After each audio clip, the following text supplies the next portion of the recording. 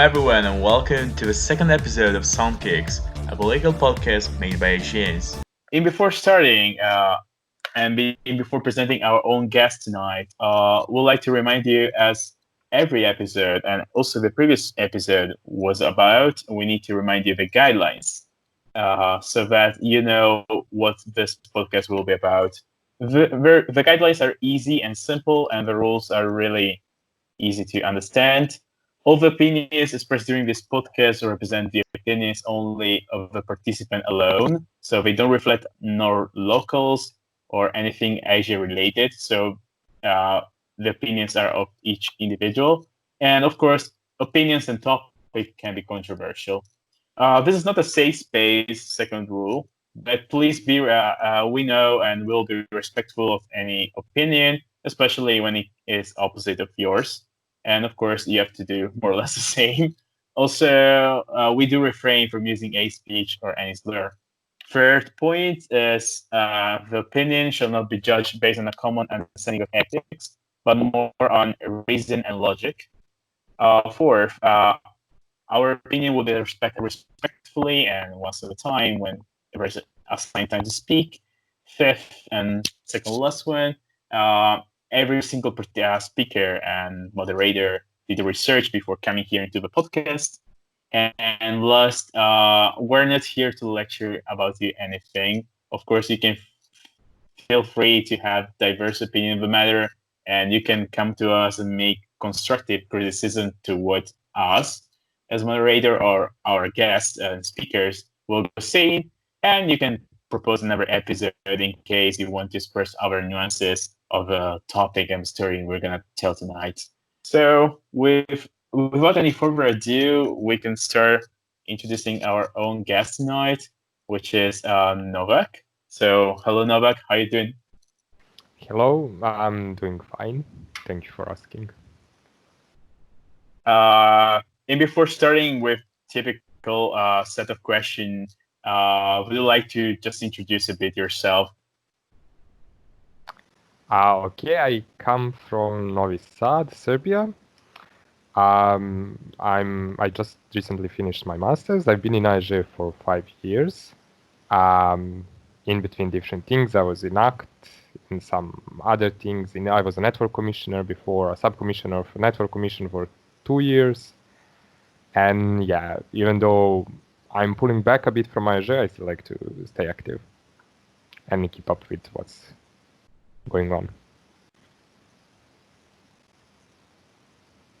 Okay, that's super cool. Okay, and aside from this, we can start and talking about the huge topic, which are the protests and the demonstration happening to be in Serbia. And we come actually at a very nice time because in the previous episode, we dealt about measures in the Balkans about COVID-19. And recently, Novi Sad, which is your antenna you just mentioned, made a statement where I quote from the statement, the government of Serbia imposed one of the harshest measures in Europe.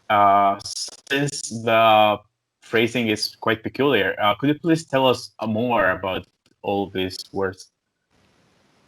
Well, officially, COVID-19 came to Serbia on March the 6th, and the government was quite fast with the reactions. First, in the first couple of days, the only thing that we had to do was wear masks, and mostly it was actually suggestions, nothing obligatory. Then, on the 15th of March, the state officials decided, the government actually, decided to introduce the state of emergency and martial law. Actually, they needed to impose martial law, as according to the constitution of Serbia, you can limit the people's movements only in the state of martial law, which was the plan of the government to deal with the epidemic. So starting from the 15th of March, we had daily lockdowns from 5 p.m. to 5 a.m. And we had weekend-long lockdowns, which started again on Friday at 5 p.m. and ended on Monday at 5 in the morning. This was done for the general public, while the elderly people, so all people aged 65 and above, could not leave their apartments at all. So they were bound inside of their homes for the whole time of the state of the emergency. They only had, on Sundays, they could leave their apartments between 4 in the morning and 7 in the morning to go grocery shopping or to the pharmacy if they needed something. So during that time, supermarkets and pharmacies were working only for the elderly, while the rest of the people were, of course, locked down during the whole of the weekend. Then after that, yes, Serbia closed off its borders almost immediately. I cannot remember the exact date, but starting from the 15th of March, they were slowly closing the borders of some countries. So it depends on which country, but by the end of the week, the whole country was shut down, so you couldn't enter Serbia from anywhere. And of course, they had to leave the residents that were coming from abroad, residents in Serbia. So for those people returning from abroad, they had to go into strict quarantine for 28 days. And the breaking of that quarantine was punishable by a jail time of up to 3 months and fines, which could reach a couple of €1,000, especially if the thing was repeated. Yes, during quarantine, if they caught you once outside without a justifiable reason, which was only medical emergency. So during the lockdowns that were happening every day from 5 to 5 or during the weekends, the only way you could leave your home is if there was a medical emergency, which meant that you really needed to get to the hospital. Outside of that, if the police caught you, the first time offenders would get a fine between 500 and 1,500 euros. And then after that, if they caught you more than once, they could also send you to jail, which was up to 3 years. Yes, Serbia also shut down all its public institutions, including schools, universities. All public businesses were shut down. Public transportation was shut in each city, and trains and buses and everything between the cities was banned. And that's mostly what we meant by one of the harshest measures. There were some other measures also enacted during the day, like you could not more than 4 people could be in the same place. Then later on they moved it to 2. So basically, even in a car, there could be only 2 people without any exceptions. Also in any kind of outdoor places, only 2 people could be standing in a group. Masks were obligatory at all places, gloves as well. But it was mostly, the harshest thing was actually the lockdown, which was lasting throughout the weekend and every day. And then on the 7th of May, the state of emergency and martial law was lifted, and most of the measures were brought down.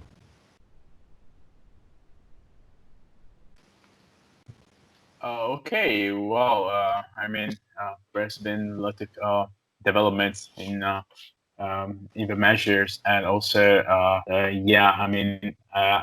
considering like other measures held in Europe, it sounds to be pretty much heavy with respect to legal provision, like you mentioned, martial law. Talking about that, also in the very statement, and concerning the harsh measure, there was a mention to an investigation happened to be done by some journalists, which showed up a particular other scenario, which went a bit beyond what government foresaw about it. So could you please tell us more about this investigation? Well, the investigation was done by BIRN, It's a shortcut for Balkan Investigative Reporting Network, which is a group of investigative journalists working in Serbia. They usually deal with different kind of taboo topics, affairs, and similar things.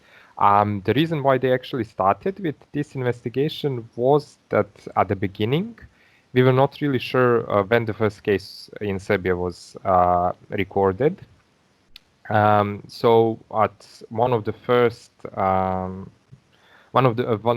times that one of our head epidemiologists appeared on TV, she said that it was the 1st of March that actually the first corona case was recorded in Serbia. Then later on that was switched to the 6th of March, which caused this journalist network to be suspicious of the government. Now, the reason why there were speculations on why this was done, the reason was that between the 1st and the 5th of March, parties were gathering signatures so that they could run for state elections, which were first due to be in the end of April, but were later moved to June.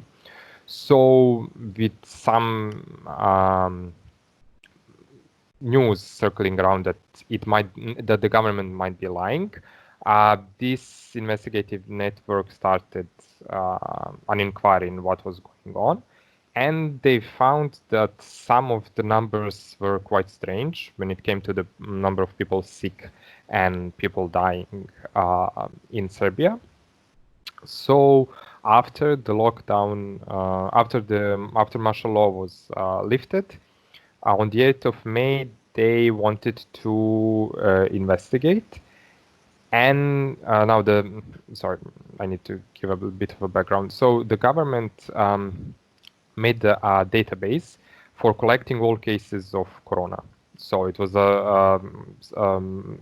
Serbia's health ministry created that database, and basically all the doctors that were working in COVID-19 hospitals would enter information about patients in that database. And then from that database, the epidemiologists could actually predict on what was going on with the epidemic. And from that database, the government was pulling out data and passing it on to the public, mostly on the number of people. The most important thing was on the number of people sick, dying each day, and the number of available hospital beds. So basically that investigative network on the 8th of May asked to have a look into that database in order to compare the data from the database to what was being published. First they were denied, and then later on they were allowed, which happened 40 days later. So in the mid of June, actually they got inside of the database, and then they compared the data that was being published. What they found out is that between the 15th of March, when that database was created, and the 1st of June, which is the period that they were analyzing, that in the database they could find 632 patients that died from COVID-19, while the government officially published that 244 people died from corona. Inside, they also found that in those COVID-19 hospitals that were dedicated only for the coronavirus sick, overall 1,081 patients died. However, for some 400 of those patients, they were either not positive at the time of their death, or the case of death could not be attributed directly to corona. So they left 400 people out, but according to the database, 632 patients surely died from consequences induced by coronavirus, while officially 244 people were stated by the government that died. Also, they found some inconsistencies with the number of sick people. But however, the database on that part was a bit messy, so they couldn't. So they were not publishing strict data about how many people were actually sick. But on the week leading to the elections in Serbia, which happened on the 21st of June, they found out that between 300 and 400 people were getting sick each day, so diagnosed positively on coronavirus, while the government was reporting that less than 100 people were actually getting sick each day. And this report was actually published around at the same time as the elections, because they actually got the data on the 15th of June, so just 6 days before the elections, and the data that they found in that database they actually published on the same time the elections were actually already taking place in Serbia. So overall, I mean, you introduced quite a lot of data, and also, of course, you also introduced a bit the fact that actually there was a governative database, and also the topic of election. One of the very few elections happened this year in this COVID-19 era, let's say. But for many people who are not aware and who does not properly follow all of the national and political situation happening in all of Europe, I would like to ask you a bit of a recap, like who's the head of government in Serbia, who's the current president, and well, if it's possible for many people who are a bit ignorant on topic, and I'm one of those, if you could please provide a bit of summary about his political career and what are his views. Sure. So basically, the head of government in Serbia is the prime minister. However, at this point, our president, which is Aleksandar Vučić, basically has almost all of the political power. He's the head of the strongest party in the country, which is called Srpska napredna stranka. Translated to English, it's Serbian Progressive Party. And at the last elections, the party won over 60% of the votes. Well, the elections that happened on the 21st of June. And basically, throughout the last 8 years, this party headed by Aleksandar Vučić was gaining more and more political power and slowly consolidating all the control in the country. Now, talking about Vučić himself, he's been in politics for literally his entire working life. He first came to scene during the 90s, when he was also a part of the government, which at the time was also like dictatorship. He was the Minister of Information beginning in the 90s. During Slobodan Milošević, which was tried in the Hague Tribunal. And then, at that time, he was a part of the Serbian Radical Party, which was quite a conservative party, a party that was supporting nationalism, that was supporting war in the 90s, that was supporting Serbia to claim lands from either Bosnia and Herzegovina or Croatia. So a party that in the 90s was at times officially an opposition, but that was also heavy with some radical views. They were also quite famous for their views of Kosovo, which could not be left out, and they were really claiming, they were really fighting for Kosovo not becoming independent and so on. This party is still actually headed by Vojislav Šešelj, who was also tried at the Hague Tribunal for war crimes. So quite a controversial party, which was never in power officially after the fall of Slobodan Milošević in 2000s. They were mostly all the time opposition, as people just were sick of mostly nationalism and conservative views that were attributed to the fall of Serbia in the means of democratic values and the fall of the society in general.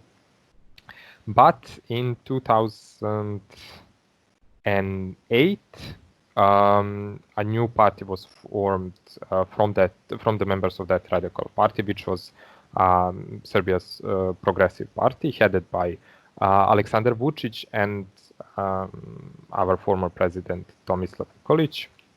Now, at that time, supposedly those two, well, according to them, they changed their political views. They wanted to. That was the reason why they were splitting from the radical party. They wanted to become more pro-Europe, more pro-European Union. They were supporting the West. They were getting rid of all the national elements in their views. They were opposing corruption and so on.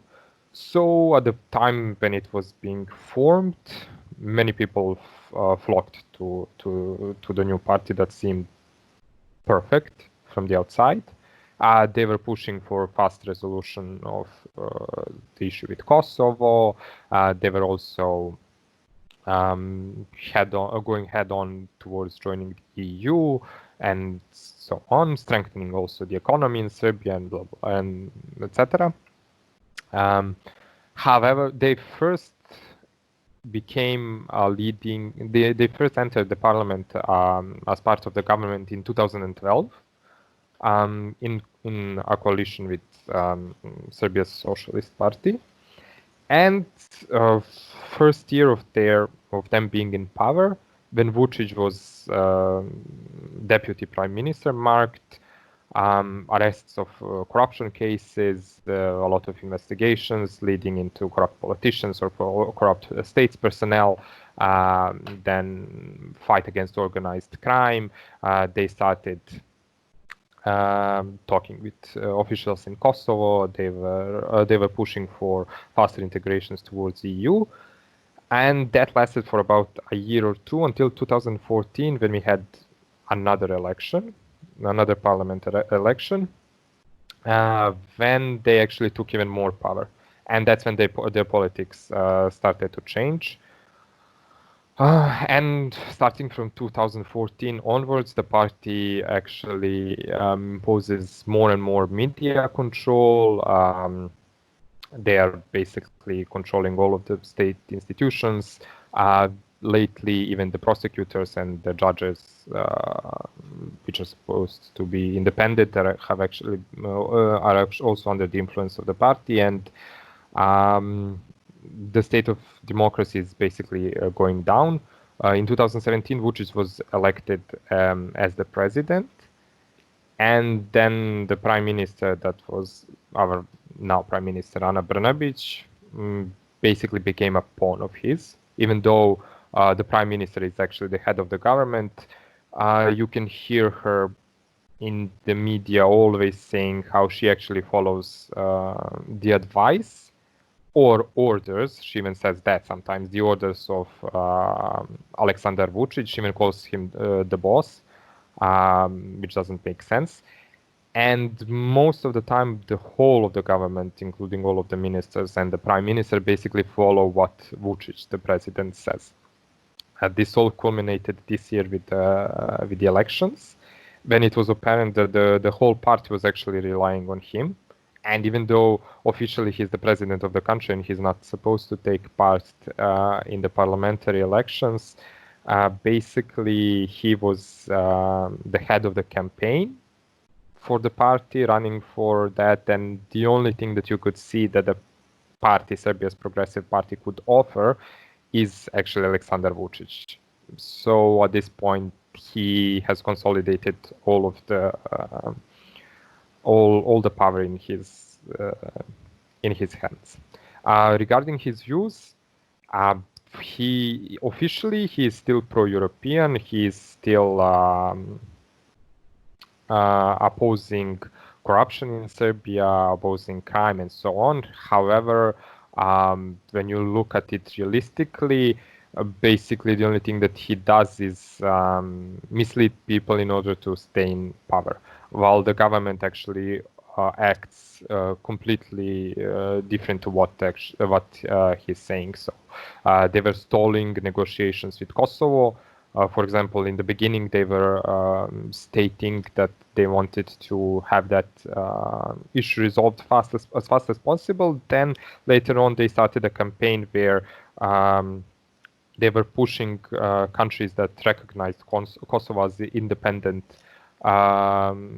nation to pull back on that, so to unrecognize Kosovo as an official thing. And this campaign lasted until this year, but now they're supposedly going to stop. Regarding EU, he's still on track. However, against all the predictions, we are going quite slow. So basically every 2 to 3 years we get a new date of entering EU. First, when they came into power, it was supposed to be 2021. This was also something that was optimistic within EU as well. And now we are aiming for 2026. So even though officially, by what they are saying, we are pushing for Europe, it's just stalling. So that's about it, about Vučić and the current state of politics in Serbia. Basically, the all power is within the hands of Vučić through that party of his. Oh, thank you. Quite an excursion of his whole political career. Also, in the statement, and also considering the current times, you mentioned on the statement that it took somehow kind of a I would say hard line on what was supposed to do. A hard line which goes heading to the harsh measure, one of the harshest measure in Europe you were mentioning before. So when this whole crisis happened to be, what was his behavior? What happened afterwards? And what did he say which actually provoked this turmoil? Well, basically, there was a lot of talk about Corona being, the problems with Corona being hidden leading to the election. And, well, even though I must say I personally do not like Vučić and our current government, the reaction that they had at the beginning of the epidemic in Serbia was really swift, and they really did a good job at that time. So the introduction of the strict measures, martial law, even though I did not like it and did not agree with it, proved quite efficient at the beginning. So they really cut down the epidemic. They dealt with everything within a few days. So everything was ready in a few days. But then on the 7th of May, as I already said, they lifted the state of emergency, and they broke down all the measures. So after that we only had suggestions on what to do. So you were suggested to wear a mask when you're in public transportation, or when you're inside of a closed building, but nothing was put on. So all of the businesses opened up, cafes, restaurants, even the nightclubs opened up. Then, as we were moving closer and closer to the elections, more and more things were being allowed. So we had a huge tennis tournament. Then derby in Serbia between two of the best football clubs was allowed, with more than 25,000 people present at the stadium, and so on. And now this was all being explained as through the view that the Corona left Serbia, so that we do not have any more issues with the Corona. All with the idea that people should go and vote.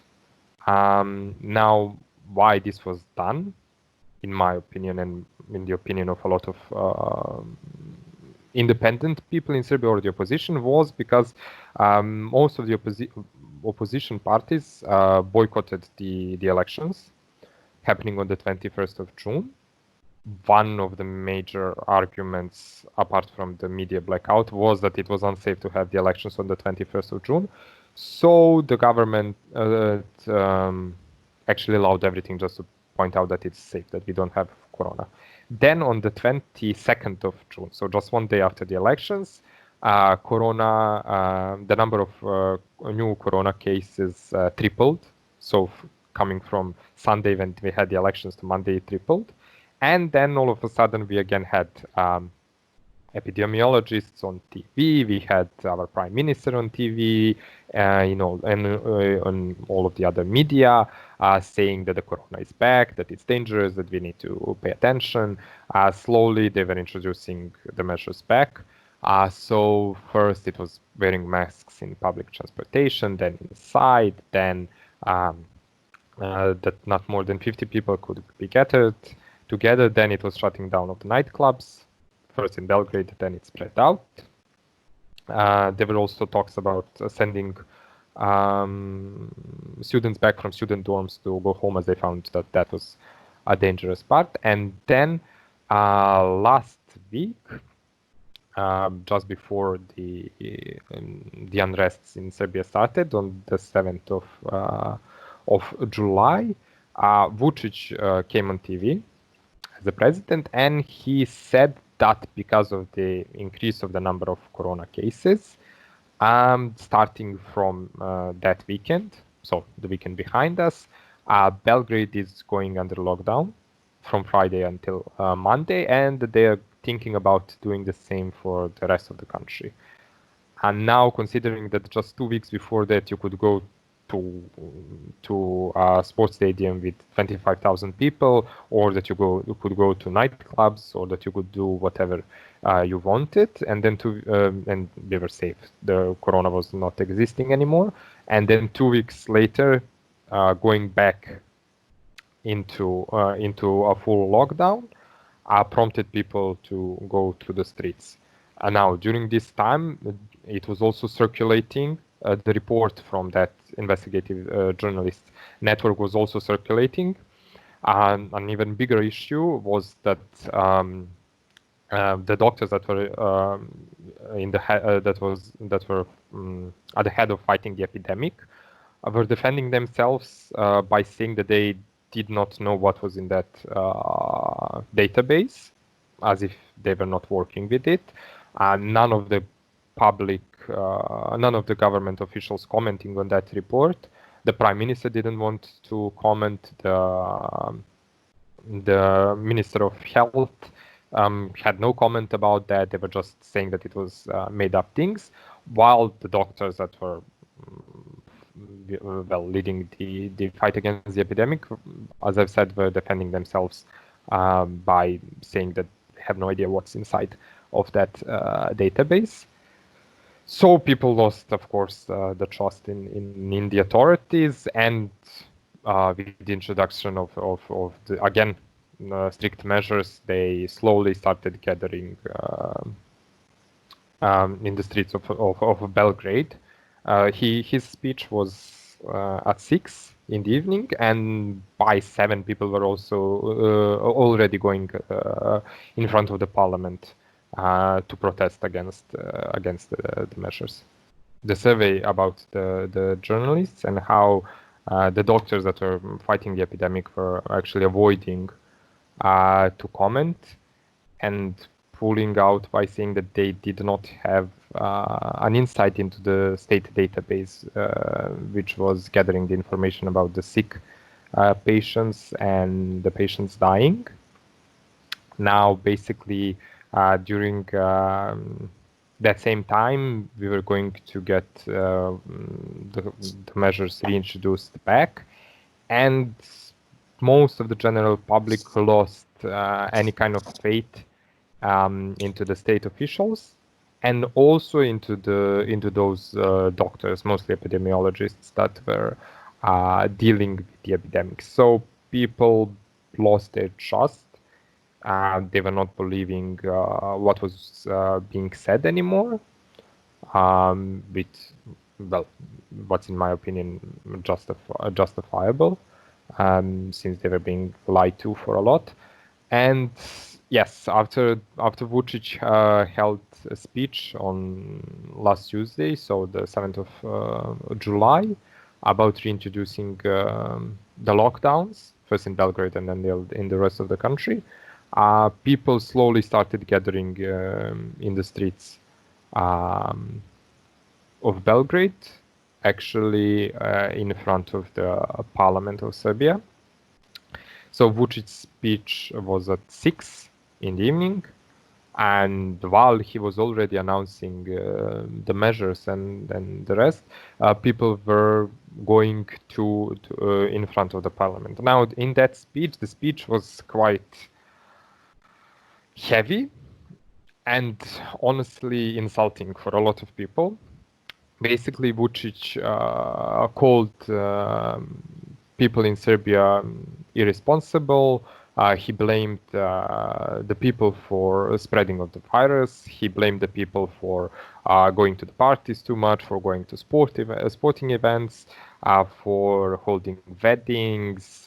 Then he also blamed the Muslim community that was living in the south of Serbia bordering Kosovo, that they spread the virus there because of a holiday that they had there, and because they were going to mosques too much, and a lot of different things. So he was basically just blaming the people and saying how the government did everything they could to prevent the spreading of the virus, which of course was not true, since before the elections everything was allowed.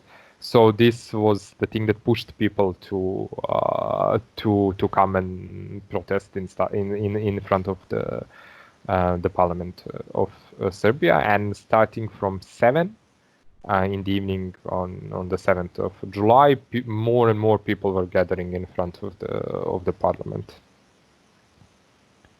And at the beginning it was peaceful, so people were just gathering there, and they were actually demanding resignations from Vučić, first of all because he was influencing everything, and then also resignations of the doctors that were heading the fight against the epidemic. And the people were actually asking for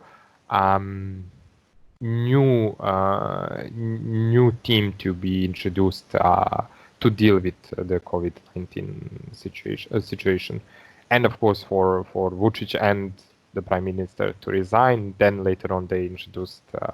They were also going for the resignation of the Minister of Health. So okay, pretty much information provided. You provided on this matter about how people in Serbia started to demonstrate, and how was the public trust towards the head of government and Vučić itself. But yeah, you just tiny mentioned the way demonstration, which at the beginning were peaceful. But how did you get from a peaceful demonstration to what we saw on international media, like all these clashes between demonstrants and police? Well, it did start as a peaceful demonstration, but basically throughout the protests there were two groups of people. There was a smaller group of people from the right that were there, that used this opportunity also to protest about Vučić's opinion on Kosovo, as lately there were talks about Vučić getting ready to sign some kind of deal with Kosovo, recognizing the independence of Kosovo. So those people also gathered at the streets. Now there have been also some speculations that the government, or actually Vučić's party, wanted to sabotage the protests, so they introduced people. They brought some hooligans who were supposed to provoke the police, I'm not sure if that was the case or not. But, however, there were also groups of people who did not find peaceful protests as a resolution, and basically the violence started when a group of right activists, headed by a former member of the parliament from a right party, entered the parliament of Serbia. So they broke the doors and they entered inside. At that time, there was almost no police because they were not expecting any kind of violence. So once they broke inside of the parliament, the police, more and more police was brought there. They kicked them out, and at that time, a lot of people started swearing at the police. They again wanted to break inside of the parliament. The police initially was defending themselves, basically just trying to stop people from entering the parliament or breaking stuff. They were also throwing rocks at the building of the parliament and other things, rocks at the police, or they were throwing torches or other things. But at one point, starting around 11, the police, which already gathered a lot of members, so at this point there was quite a lot of policemen in front of the parliament, decided, or well, was ordered to break down the protests. First, they were dealing with the people that were causing violence. So basically, that group that first broke into the parliament, but then later on, the police moved from the parliament around, and as more and more police forces were being brought in, they were basically trying to arrest or using excessive force on anyone that was demonstrating, and it kind of escalated quickly. Some people, of course, took to defending themselves when the police stormed the general protests. More and more people started throwing rocks at the police, cursing at the police, or so on. And at that point, chaos broke out. People were running around. The police was arresting different people, trying to catch people that they thought were the ones that initially started with the violence. And at that time, some of the policemen also acted without any logic, so they were basically attacking random bystanders at the street. There were different videos about them attacking, for example, a group of young people that were just sitting at a bench in a park, had no idea that the protests were happening, or maybe did know but did not care. Close to the parliament, they were beating them. Then a few women were also beaten by the police. They arrested, I think in the first night, more than 40 people. And then it came to an end. People were trying to evade. The police was, as I said, fighting with a lot of different people. Some things were justified. Of course, as I said, the police was attacked in the beginning, but in a lot of instances, the police went over their boundaries, especially with attacking people that for sure were not even there. And there was also an issue with police that were not wearing uniforms, that were actually, well, it was justified that they were at the protests to see who was causing the violence. But basically those policemen were not really doing their job, so they were also fighting with the protesters. And yeah, that was pretty much for the first day of the protests. Then on the second day of the protest, so this was Wednesday, because of many videos of police brutality circulating the social medias mostly, and then one news network that was reporting on the protests, reporting on what was happening live throughout the whole night, while even there, for example, TV cameras caught some of the policemen using excessive force. And also, what I forgot is that police used tear gas to break the demonstrations. So that's how it actually started before the beating. So from the parliament, they started firing tear gas into the crowd in order to make people go away from the place in front of the parliament, and even some journalists from that TV network that was broadcasting live were tear gassed, so you could also see them live on TV crying, trying to wash their face with water or milk if some of them found it.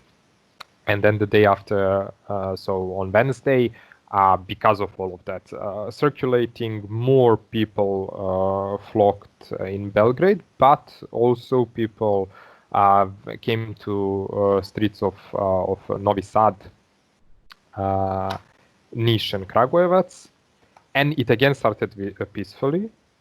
It ended peacefully in Niš and Kragujevac. In Belgrade and in Novi Sad, again it turned to violence. In Belgrade, extremely. While in Novi Sad, it started peacefully. I was actually at the protests in Novi Sad on that Wednesday. We gathered at the main square in the city, then walked around and went back to the main square. Already on the way, regional TV station was being hit by rocks. People broke inside because they were fed up with media blackout in the country. So most of the media in the country is basically controlled by Vučić, and therefore during that day, almost none of the major media companies, except that one that I mentioned, so which is basically CNN's network in Serbia. It's called N1. None were broadcasting anything. So already when the protesters were passing by that building, some violence started. So they broke inside of the building, broke a couple of the windows. Then the headquarters of the Serbian Progressive Party, Vučić's party in Novi Sad, was destroyed. And then when the protesters went back to the main square, they started. Some people started throwing rocks at the city hall. They were also setting fire to the city hall, while it was being put out by other protesters. And then, and all during all that time, the police was not present. Or anything, and then later on police came. In Novi Sad, most of the people already went home, so it was only the ones that were causing violence that stayed. In Belgrade, it also started peacefully, but then again there were people trying to break inside of the parliament, and now, unlike the first day when there was not enough police, on the second day there was too much police. Basically, the whole building of the parliament was surrounded by police, and police forces were being brought from cities around. So not just Belgrade police, but police, for example, even from Novi Sad, which could be seen by the lack of police in Novi Sad when it broke to violence. Even they were sent to Belgrade. Special forces of the police were used, and yes, again, there was a part of people that were causing violence, but the majority of people were just not doing anything, peacefully protesting. And police started again with the tear gas. They were tear gassing everyone in the front. And then they started pushing away the protesters on all sides away from the parliament, slowly taking every corner of the streets surrounding. So they were basically pushing people. In the end, they were even pushing inside of the Belgrade city center, the main square, which is some 800 meters away from the parliament. So it's quite far away. At that point, they were because there was also special forces and so on. They were literally beating everyone that they could find. They were arresting tons of people. They were even scaring people away with cars. So the police was using police cars, even armored cars, to break the protesters. I think in those 2 days, according to some medias, 243 canisters of tear gas were used against people in Belgrade. And yeah, the night ended with many people arrested, with many people with serious injuries. The police even used police dogs. There were some reports of people being bitten by the dogs. They used the cavalry as well, which has not been used at all. So we do have a cavalry division of police, which is basically just for show. Of course, they're trained and everything, but they were never used until now. And according to many, this was actually the highest police mobilization ever in Serbia for any protests. As I've said, the police was being brought from all the cities around. For example, in Novi Sad, if you see media reports from Novi Sad, you see that there's no special forces police. So basic police is dealing with people throwing torches at them and stones, because most of the armored police and the police that's meant for dealing with riots was pushed to Belgrade. So they brought in insane amount of police members all around. And then after that day, the protests became peaceful for 1 day. So on Thursday, the protesters decided that they're going just to sit down. If anybody starts doing any violence, everybody is going to sit down and just protest in that way against the police.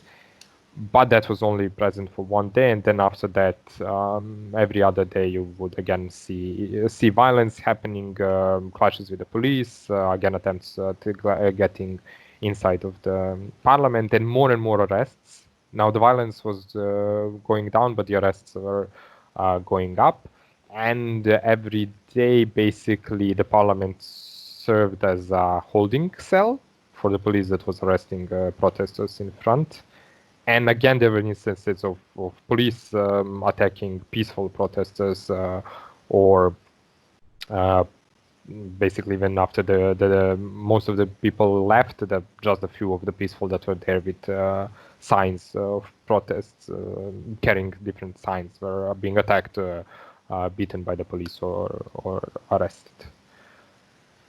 And now, with the last 2 to 3 days, the protests really lost in numbers. So now we don't have many people gathering in the streets. In most of the cities, it's really like a couple of dozens or a couple of hundreds. In Belgrade, it's barely 1,000 to 3,000 people gathering. So the protests calmed down. I guess the people were scared by being arrested, and then a lot of people were actually already sentenced to jail for 60 days, so for 2 months. Some without even being given a chance to defend themselves or to cost attorneys. And yes, so in the last 2 days, we are basically mostly hearing about people protesting against those that were arrested and sent to jail already, than protesting against what the protest started.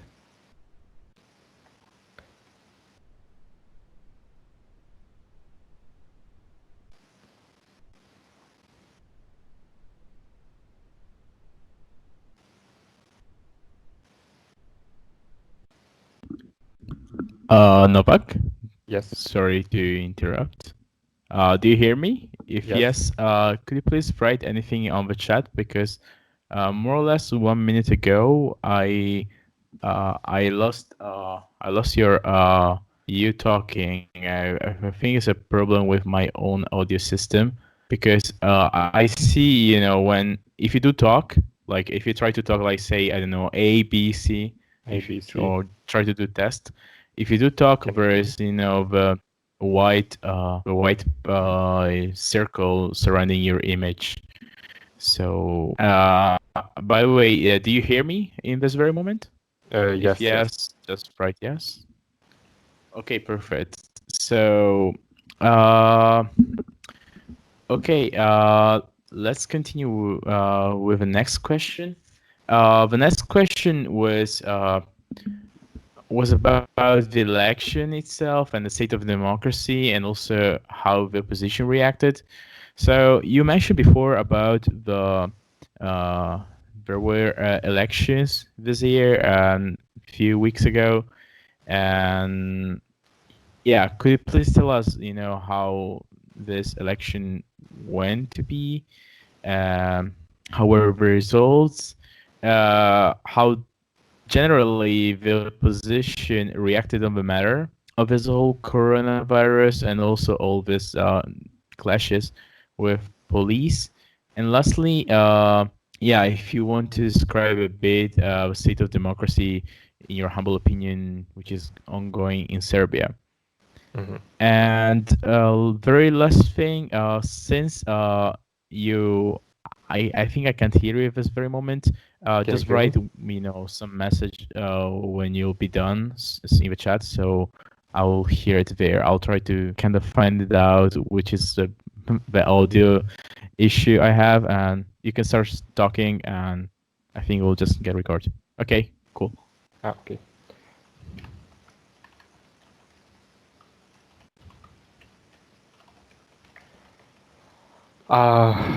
Okay, so regarding the elections that took place in Serbia, so the elections took place on the 21st of June. Initially, they were scheduled to take place the last week of April, so on the 26th of April, if I'm not mistaken, or maybe 19th, I'm not sure. But anyways, when the government saw that Corona was hitting Serbia, they cancelled the elections. But then later on, they moved them to the 21st of June. And well, because of the state of democracy in Serbia not being good, and basically the ruling progressive party of Serbia controlling almost all of the media, most of the opposition parties boycotted the elections even before the move of the election. So even before Corona, there was a campaign by the strongest and the biggest opposition parties that they were going to boycott the elections.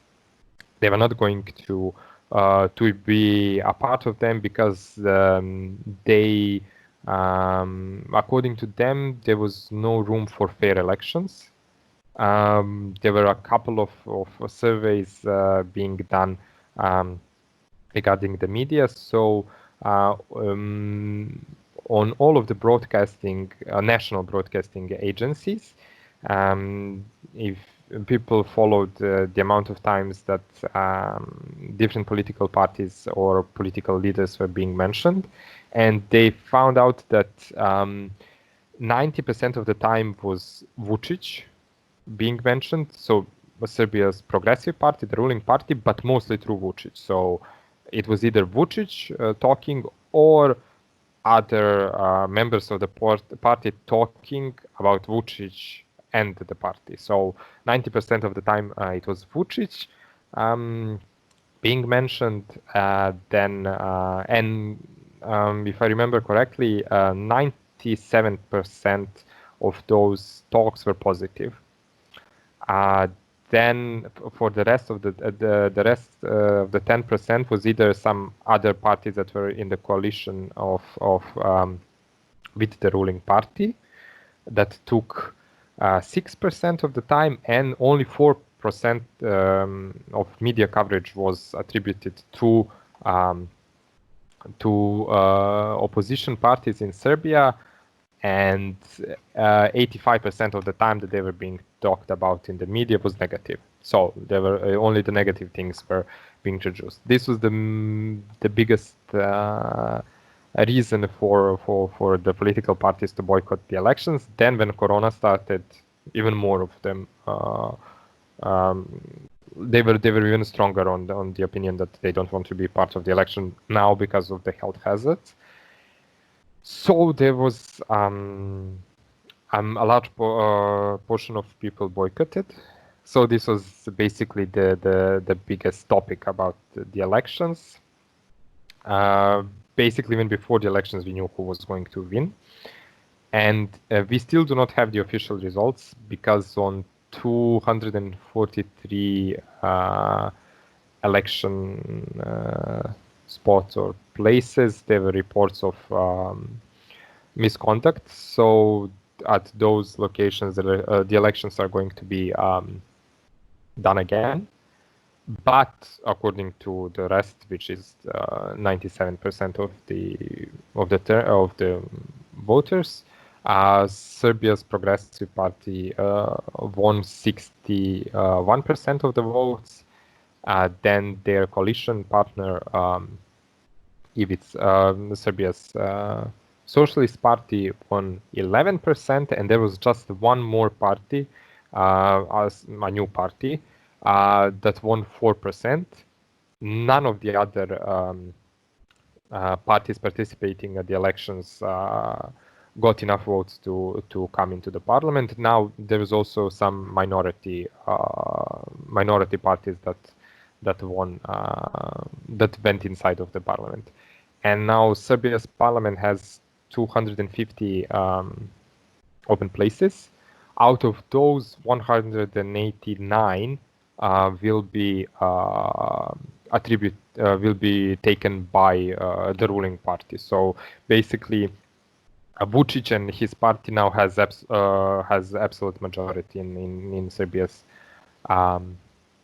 parliament. Now, regarding the turnout, 48% of the people went to the elections, which is 8% less than in the last elections. But the most interesting thing is that in Belgrade, for example, the turnout was only 35%. So in Belgrade, the campaign to boycott the elections was really successful, and basically the elections really failed in Belgrade. Now, regarding the state of democracy, I think basically these elections tell a lot about it. So the opposition deciding that they're not going to contest for the parliament because they do not think there's a fair chance of them getting there at all. It says enough. Also, the fact that one party has the absolute majority in the parliament and basically can do whatever they want says it well. So democracy has been decreasing steadily. People usually say starting from 2012, not exactly starting from 2012, but basically from 2014, when Vučić's party basically became the strongest party without any opposition in the parliament. That's when it all started going down. So basically now you have them asking people to join the party if they want to work in the public institutions. Then, as I've already said, the most apparent thing is with the media, that all of the major broadcasting agencies are being controlled by the media. Then lately that the juridical system is becoming more and more biased towards the ruling party, and the members of the ruling party can do whatever they want. For example, just 2 days ago, a trial for a mayor of one of a smaller Serbia's municipalities was finished. That mayor was accused of sexual harassment of 7 different women working in the municipality office. He got 3 months of jail, which is not even so. According to to the law against sexual harassment in Serbia, this is not even possible. So he got less than the minimum punishment for the crimes that he was accused. And of course, he was proven guilty because there were even recordings of him harassing people. There were recordings of different things. And just because he was in the party and the party was protecting him, he got less than the minimal punishment according to the law. There's different kinds of affairs circling about the government, from selling state businesses illegally to selling arms to forces in Saudi Arabia, but from different arms producing companies in Serbia, then accusations of corruption, stealing, different things. Nobody is being prosecuted. Lately, for example, for building of that database that I was telling about, not a state official, but a party official was being hired, and the state awarded 20 million dinars, which is almost 200,000 euros for building of that information system. When basically it could be done for a couple of thousand euros, not for 200,000. So these are just some of the things that are being said. And then also, if you look at the international community, Serbia is being ranked as less and less democratic. So I think this year we were even dropped from being democracy to a hybrid regime. Then a different kind of news, international news associations or investigative reporters reported that there's a media blackout in Serbia, that everything is being controlled by the ruling party and so on. So democracy is really going down. And regarding the opposition in Serbia, about the protests, now they almost did nothing. They supported the protesters, but there was nobody to lead them, or to at least suggest what's supposed to be done, to call for people, to explain to people what they should do, or anything. So the opposition now was almost not present at all. They were just commenting on how they support everything that's happening except for the violence, but they were doing nothing. And the opposition at this point is extremely weak in Serbia. So the opposition parties, some that were actually ruling, that were actually part of the government before Vučić came into power, now can barely get 3 to 4% of the voters, according to polls before the elections. Now, they did not go to the elections because they boycotted them.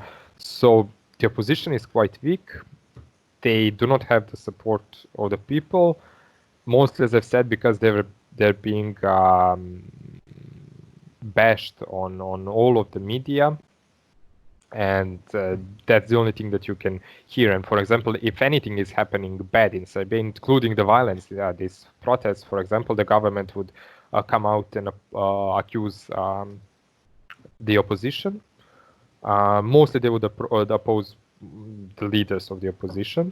In particular, Dragan Đilas, he was a former mayor of Belgrade, and he's the strongest opposition leader that could actually endanger Vučić. And then basically anything going wrong from let's say economy going down, Đilas did that. From, I don't know, people coming to the streets and starting violence, they accuse Đilas, that opposition leader, of financing people to to start that he was actually financing people to start the violence and so on. And so basically the opposition is being bashed all the time, but they are also taking a passive stance in all of this. So a year and a half ago we also had protests. People went out to the streets because Vučić, again in one of his famous interviews, said something stupid at that time, was that there was nobody pressuring him to do anything that he doesn't want to.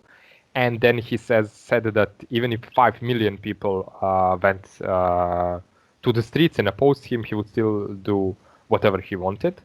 And then people started protesting with everybody wearing signs, one of 5 million. So one of those 5 million that were opposing. At that time, the opposition was leading those protests and then fighting, but basically in the end, they did not achieve anything. The aim of those protests was to have a fair elections. And because they failed, the opposition decided to boycott the elections and to take a passive role. And at this time, they're basically only hoping for help from international community. So as I've told you, like during this protest, they didn't do anything. The only thing that they did is that they provided legal help, and that they're helping people that were arrested, especially people that were arrested that were innocent and that were sentenced. So they're providing legal aid for that. But apart from that, they're not doing anything. They're trying to prove that elections were rigged and that there was misconduct regarding the elections. But I've said they're basically at this point hoping for international aid or from someone, mostly from EU, to react on what's happening in Serbia, so that they could get some kind of help with putting Serbia back on a good track. Thanks so much. I mean, the coverage is being quite huge. Also, like highlighting the part where actually the state of democracy is quite in danger. Also, the state of freedom of the press is in danger, and all of these particular features were like kind of interesting. I think it will be a little bit interesting for all of our listeners and followers. Just to conclude, I mean, you talk about international community and kind of legitimization of the position in Serbia is heading to. Talking about international community and international media, especially. Recently, Aleksandar Vučić got onto international media for a process, which, by the way, you also mentioned earlier before, which is installed about the Kosovo talks, which is a pretty huge geopolitical situation where I think all of Europe is aware, probably doesn't know all the current state of the affair. So considering this other topic beyond the protest, beyond the COVID measure, beyond the state of democracy, what was the local reaction of the matter, especially considering the fact he got contested Aleksandar Vučić for all the reasons you mentioned about COVID reaction, election, demonstration, and so on. And in generally speaking, aside from Vučić, how do you think the situation will end up with the relationship between Kosovo and Serbia, recognition, the average point of view in Serbia about the situation and so on?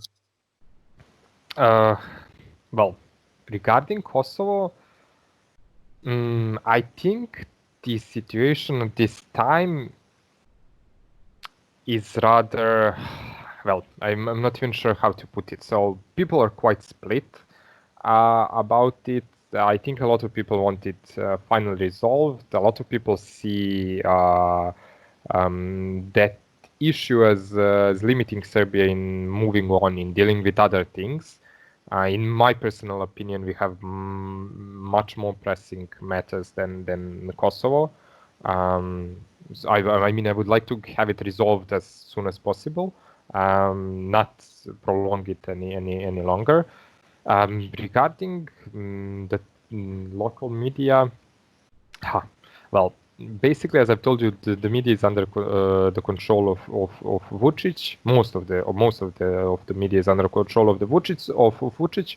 So basically, in most of the media, you can hear that Vučić is fighting for Kosovo, that he doesn't want to recognize it as an independent country, blah blah blah, and so on, and that the talks are going well and so on. But if you look at the independent local media that's not influenced by Vučić and the ruling party, there's more and more talks about some kind of agreement being reached with Kosovo, and speculations that Vučić is actually preparing to sign the independence of Kosovo. And well, if you looked back 10 years ago, before Vučić became a strong political figure, I would say majority of people considered Kosovo's independence as something that could not be discussed, so something that was a taboo topic and something that will never be allowed to happen. But then I think actually that changed in the while now. That changed in the last 10 years. I think people got tired of hearing that. For example, last week, when I was at the protests, as I've told you already, there were people that were protesting regarding Kosovo as well, and they were saying all the time, shouting, "Kosovo is the heart of Serbia." And while there were other things also that people would start saying, like Vučić, down with Vučić, resignations, let the young people stay in Serbia because we have a huge number of young people leaving Serbia and other things. People would follow up on that. But when that part of the protesters started screaming, "Kosovo is the heart of Serbia," you could really hear basically the silence. So maybe a couple of dozen people would start shouting, "Kosovo is the heart of Serbia." The rest of the people would not follow after that. Well, if anybody started anything else, people would start shouting as well. I think this shows that people are not that people are not clutching onto Kosovo anymore, and that they would rather want to see it resolved. For Vučić, as I've said, like from the beginning, he promised to resolve the issues with Kosovo as fast as possible, to solve it, to put it behind. But as I said, like he created his party from Serbia's Radical Party, which is the extreme right in Serbia, and it was a really conservative party. And then a lot of his voters, as well come from that background. So he has really a lot of supporters who still believe that he is not going to recognize an independent Kosovo, or any kind of resolvement with the issue of Kosovo, of Serbia not saying specifically, okay, this is a part of Serbia. So maybe not recognizing it completely as independent yet, but moving towards that or anything. And I think he's using this to keep his voters. So he's stalling with the process. As I've told you, he had a campaign of different countries unrecognizing Kosovo. Mostly these were countries in Africa or countries in Southeast Asia, South America, that in my personal opinion, were not really that into the topic or cared much. So basically, if the Minister of Foreign Affairs of Serbia was asking them to do something and manipulating them, some of them they did unrecognize Kosovo.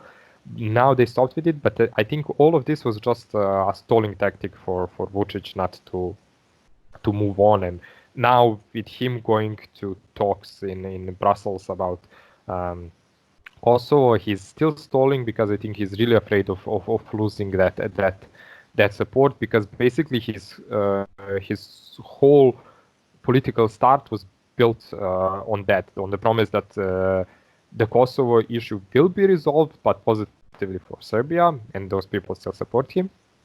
And that's basically the basis of his view still, and as I said, the huge number of his supporters.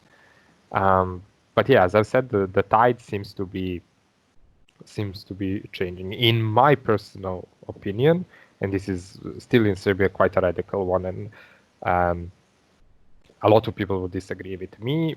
For me personally, I think Kosovo is an independent country and has been that since not 2008 when they declared themselves independent, but at least from 1999 when there was international community going into Kosovo to help with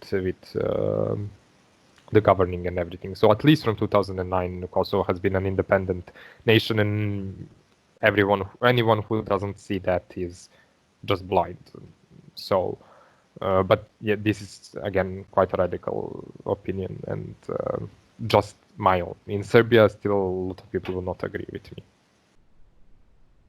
I mean, also like for several countries in European Union who still do not recognize fully Kosovo and Kosovo's independence. So, and there's kind of a still a huge debate even amongst some of the members of EU itself. Possibly one of the reasons why all this process for EU for Serbia is like taking so much time, aside from all these tolls you rightly define. Besides this, well, we came back basically we come to an end with all our podcast tonight. So I'd like to thank you very very much to you, Novak, for coming out tonight for our own podcast, Sidekicks, and to really taking it into a very large detail all the situation happening in Serbia, happening and in covering also very diverse topics. We started from COVID, then we later passed through the state of democracy and the figure of Vučić itself, and later discussing about the Kosovo situation, which got recently to international media because of talks happening in Brussels. So thank you so much, Novak. Thank you for inviting me. I hope I was not too broad, or that people at least will get some basics. I think it was quite a lot of things that we discussed. So I was trying to be brief on different things, but then there's so much background on all of the topics that it was hard to keep it short. And yes, I'm always up for discussing politics in Serbia, talks about Kosovo, the government here, on anything. So if anybody wants to chat, like, I'm always available on Facebook, or at least on Facebook, or anything else. And thank you once again for inviting me. Welcome. And also I'd like to remind, since you brought up Facebook point, that the statement of AEGEEans Novi Sad is available on both Facebook and Instagram, where they come up with a coverage and a statement really precisely describing which is the situation you all listeners and subscribers came to listen in much more detail tonight. So in case, I'll just like to suggest you to get into following AEGEEans Novi Sad on social media, because what we discussed tonight in very detailed and also broad part and broad way, well, actually was published before on their social media. So in case, it's a good recommendation for you all to do. So thank you all again. Thank you, Novak. And I would like to invite you for the very next episode of Sidekicks. Thanks again, and see you soon for the next episode.